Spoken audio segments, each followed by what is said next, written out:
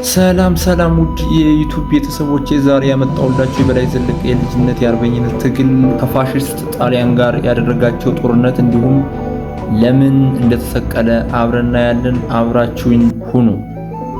ከዛ በፊት ግን እንዲህ አይነት ታሪኮች እንዲደርሷችሁ ለቤቱ አዲስ የሆናችሁ ሰብስክራይብ አድርጉ። ጠቃሚ ታሪኮችን እንድንሰራ ዓለምና ታሪኳን የዩቲዩብ ቻናል ላይክ፣ ሼር ማድረጋችሁን እንዳትረሱ። ቀጥታ ወደ ቪዲዮአችን እንለፍ። ኢትዮጵያ በታሪኳ ውስጥ ነፃነቷን ለማስጠበቅ በጦር ሜዳ የተዋጉ ብዙ ጀግኖች አፍርታለች። ከነዚህም መካከል ስሙ በኢትዮጵያ እንዲሁም በጎጃም ተራሮችና ሸለቆዎች ውስጥ በጥልቅ የተጻፈው አንዱ የበላይ ዘለቀ ስም ነው። በላይ ዘለቀ በጎጃም አካባቢ ከአባቱ ከባሻ ዘለቀ ላቀው ከእናቱ ጣይቱ አሰና በ1909 ዓ.ም ተወለደ። አባቱ ባሻ ዘለቀ ለልጅ ኢያሱ ታማኝ አገልጋይና የጦር አዛዥ ነበር። ይህም በላይ ዘለቀ ወታደራዊ ስልት ከልጅነቱ ጀምሮ እንዲያውቅ ያደረገው አንዱ ምክንያት ነበር። የበላይ ዘለቀ ሕይወት ከልጅነቱ ጀምሮ ቀላል አልነበረም። አባቱ ከሞተ በኋላ በላይ ከእናቱ ቤተሰብ ከአንዳንድ ወንድሞቹ ጋር በመሆን በጎጃም መኖር ጀመረ።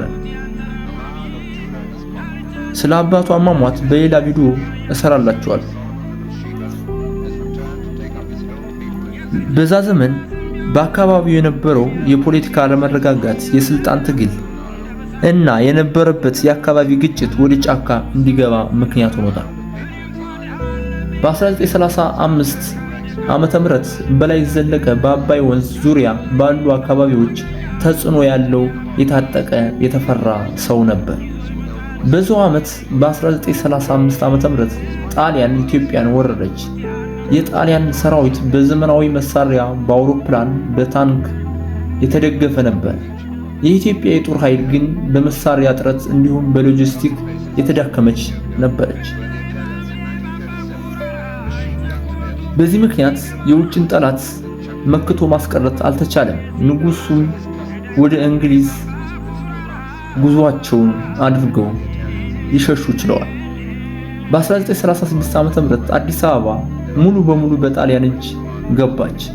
ጣሊያን ኢትዮጵያን ሙሉ በሙሉ ተቆጣጠርኩ ብትልም በላይ ዘለቀ ንጉስ ኃይለ ሥላሴ ከሀገር መሸሸታቸውን ሲያውቁ ንጉስ ጥለውት የሄዱትን ሀገር እኔም አልዋጋም አላሉም ነበር። ይልቁንም ሀገራችን ተወራለች በነጭ አሞራ በማለት የሰፈሩን ወጣት ማነቃቃትና ወደሱ ኃይል ማስገባት ጀመረ። ተሰብስበውም የጣሊያንን ወረራ መቃወም ጀመሩ። በዚህም ወቅት በላይ ዘለቀ የጎጃም የታወቀ የአርበኞች መሪ ሆነ።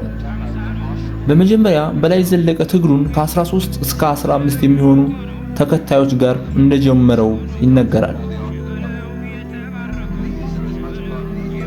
በኋላ ግን የመሪነት ችሎታውና በወታደራዊ ስልቱ ብዙ ተዋጊዎች ሊያሰባስብ ችሏል። ከጣሊያን ጋር በነበረበት ጦርነት በላይ ዘለቀ አመርቂና ውጤት አምጪ ስልት ይጠቀም ነበር። ከጦርነቱ ስልቶች ውስጥ ድንገተኛ ጥቃት፣ አድፍጦ መጠበቅ፣ የጠላትን መረጃ መሰብሰብ፣ ጥቃትን ፈጽሞ መሰወር የመሳሰሉት ብዙ ስልቶች ይጠቀሙ ነበር። በዚህም አደገኛ ስልት ምክንያት ጣሊያኖች በጎጃም የበላይ ዘለቀን ኃይል ለመቆጣጠር ተቸገሩ። በመሆኑም የበላይ ዘለቀ ተጋድሎ በጎጃም ብቻ አልተወሰነም። በወሎና በሸዋ አካባቢዎች የጣሊያንን ኃይል አጋሮቹን ተዋግቷል። በዛ ዘመን ለ5 ዓመት ያህል የቀጠለውን ደም አፋሳሽ ትግል በጣሊያን ወረራ ላይ ትልቅ ጫና ፈጠረ። በ1941 ዓ.ም የጣሊያን ኃይል እየተዳከመ ሄደ። በጣሊያን ሁለተኛው የዓለም ጦርነት ስለነበረ ሙሉ በሙሉ ጣሊያን ከኢትዮጵያ ከበላይ ዘለቀ የተረፉትን ኃይል ይዞ ወደ ሀገሩ ሄደች። ንጉስ አፄ ኃይለ ሥላሴ ከሄዱበት ሀገር ተመልሰው ወደ ኢትዮጵያ መጡ። በላይ ዘለቀና በአፄ ኃይለ ሥላሴ ጸብ ተጀመረ። ጣሊያኖች በኢትዮጵያ ሙሉ በሙሉ ከወጡ በኋላ በንጉስና በአርበኞች ቅራኔ ነበር። ከዛም በላይ ዘለቀ በጎጃም ውስጥ ከፍተኛ የሚወደድ ሰው ነበር። እሱ በጦርነት ያስመዘገበው ድልና በእጁ የነበረው የተማረከ መሳሪያ ቁጥር ንጉሱን ጥርጣሬ ላይ ከተተው። በቢቸና በደጃዝማች ማዕረግ ሲመራ በነበረበት ወቅት በአስተዳደራዊ ስርዓት ከመንግስት ጋር ትልቅ ልዩነት ተፈጠረ። በላይ ዘለቀ ስልጣን የሚገባቸው የቀድሞ ተዋጊዎች አርበኞች ናቸው ሲል፣ ንጉሱ አፄ ኃይለ ሥላሴ ደግሞ እኔ የሾምኳቸው ሽማምንቶች ናቸው መሾም ያለባቸው በሚል ወደ ከፍተኛ ጸብ ገቡ። በ1942 አፄ ኃይለ ሥላሴ በላይ ዘለቀን ለመያዝ ወታደሩን ላከ። በላይ ግን እጅ አልሰጥም በማለት ከተከታዮቹ ጋር በመሆን በሶማ ተራራ አካባቢ መሽጎ መዋጋት ጀመረ።